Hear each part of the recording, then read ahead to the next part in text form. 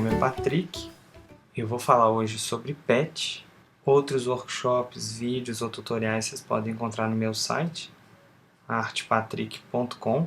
Aqui tem outros trabalhos meus também que vão estar à disposição.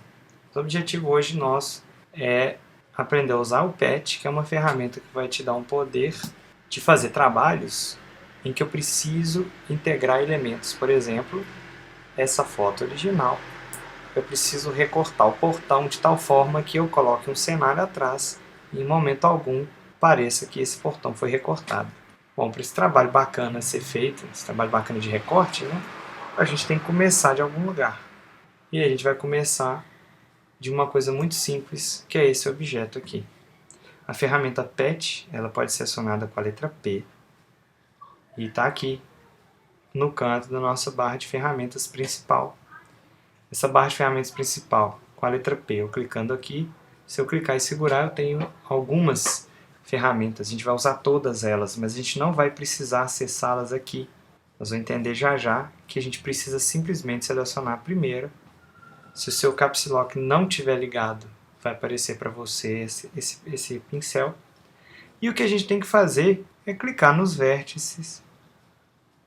E quando a gente clica de um vértice para outro lugar qualquer, segue entre os pontos que eu cliquei uma linha.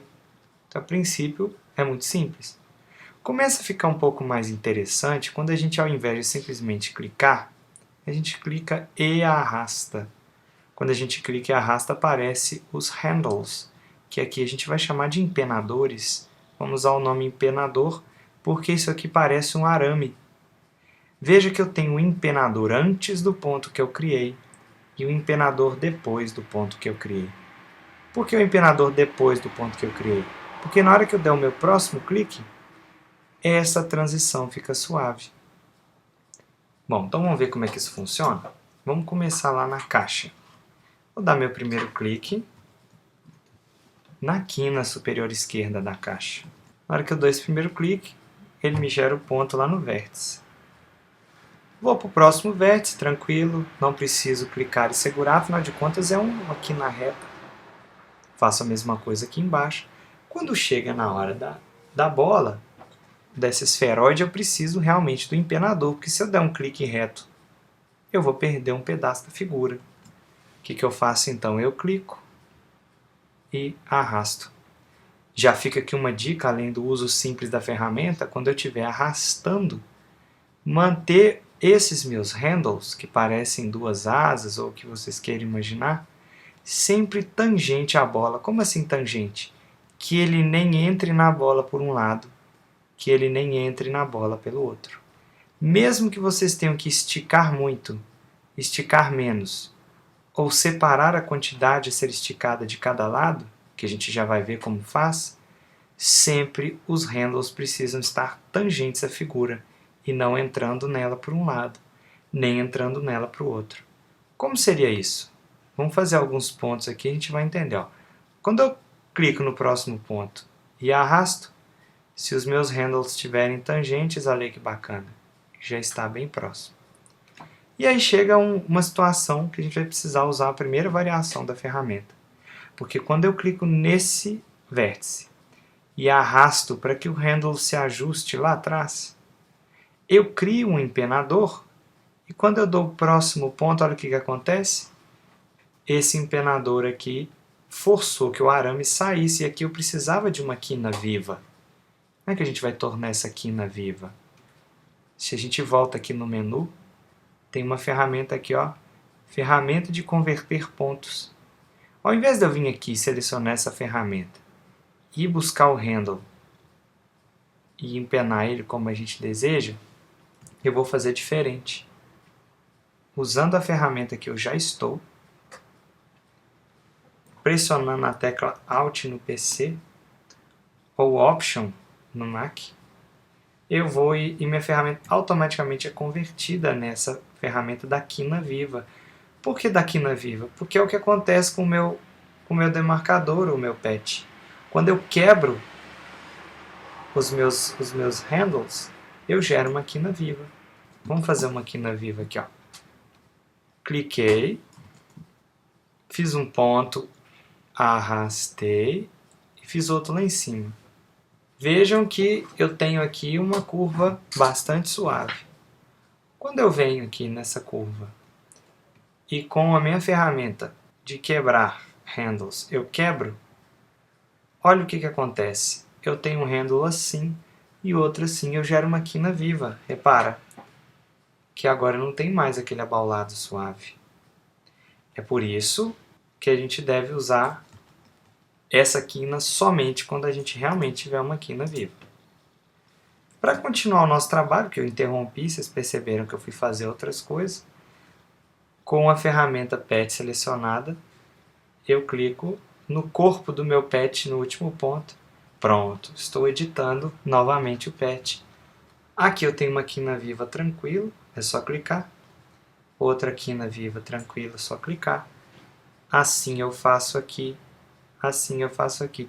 O meu próximo clique, esse sim, vai precisar que eu arraste, porque eu preciso de reproduzir a suavidade desse esferoide. Então eu vou, clico e arrasto. Lembrando que o handle está sempre tangente, nunca entrando de um lado, nunca entrando do outro. E o meu próximo clique é um clique simples. Por quê? Porque eu vou aproveitar que eu já tinha um empenador preparando esse arame para o clique seguinte. E aproveitar também que essa é uma quina viva. Veja que o meu próximo clique também é sem arrastar. E quando eu vou dar o último clique, veja que meu mouse se transforma e aparece um símbolo de uma bolinha. Essa bolinha significa que ao clicar nesse ponto, eu fecho esse ciclo. E aí eu criei o demarcador. E eu te pergunto então para que serve esse demarcador? Em primeiro lugar, a gente precisa saber onde é que ele fica. Ele está aqui, ó, camadas. Quem tem a versão em inglês vai encontrar layers. Na visualização padrão do Photoshop eu tenho layers, channels e patch. Do português camadas, canais e demarcadores. Se por algum motivo no seu Photoshop você não visualiza esse item, você pode vir em janela, você vai encontrar aqui, ó, demarcadores, e se seu Photoshop for em inglês vai estar o patch. Esse demarcador fica guardado aqui. Se você clicar 2 vezes nele, você pode dar nome. Vou dar o nome de Forma 01. Está aqui renomeado. E o que eu posso fazer com esse demarcador? Eu posso, por exemplo, a partir dele, gerar, ó, uma seleção. Para que gerar uma seleção? Para poder usar ela em máscaras e outras ferramentas que a gente vai precisar muito no nosso processo de edição. Se eu não quiser difusão, e no caso aqui eu não desejo, eu coloco 0, clico em OK, e aí está a minha seleção. Uma aplicação prática disso que eu acabei de falar está aqui nesse projeto do Mágico. Eu tinha um homem que tem as mãos voltadas para a câmera, mas como o campo focal não era suficiente para deixar mãos e rosto em foco, aconteceu que esse moço ficou com a mão desfocada em primeiro plano. Então a primeira coisa que eu preciso fazer, que é a minha intenção aqui, é fazer um bom demarcador dele. Para fazer um bom demarcador dele, eu fiz um patch, que eu chamei de homem. Olha aí que bacana. A linha acompanhando perfeitamente os contornos dele. E quando eu digo perfeitamente, a gente tem que observar uma coisa. Que no entorno da orelha eu posso fazer sim uma marcação perfeita do contorno. Aqui dentro igualmente, na roupa. Mas veja que a mão, por estar desfocada, não tem exatamente uma linha pela qual eu deva passar o patch. E aí vai uma dica. Quando eu for usar o patch para fazer um contorno, eu vou fazer o contorno mais para dentro, para não deixar que essa parte aqui que está misturada com o fundo branco seja incluída naquilo que eu vou chamar de imagem recortada. Porque se eu incluir esse fundo branco misturado com o dedo nesse trecho desfocado, o que vai acontecer com a minha imagem se, por exemplo, eu for tirar ela e colocar em um fundo que seja, por exemplo, azul? Nesse caso, eu vou acabar misturando a mão do mágico com o fundo, que não é o que eu quero fazer. Veja que nesse caso eu troquei a cor do fundo, pode ser azul, pode ser avermelhado, e em momento algum o branco do cenário atrapalha, criando um halo, que é o que aconteceria caso eu criasse demarcadores fora do limite do dedo. Agora, como é que foi que a minha seleção, a minha máscara, o meu filtro, o meu recorte, ficou suave e não duro como esse recorte aqui? Isso será a cena dos próximos capítulos, onde a gente vai falar do refino da máscara. Veja que aquele demarcador me gerou a princípio uma máscara, que ela é bem definida na parte da foto que tem foco, mas que é embaçada no restante. Aguarde o próximo tutorial e a gente vai ver esse detalhe.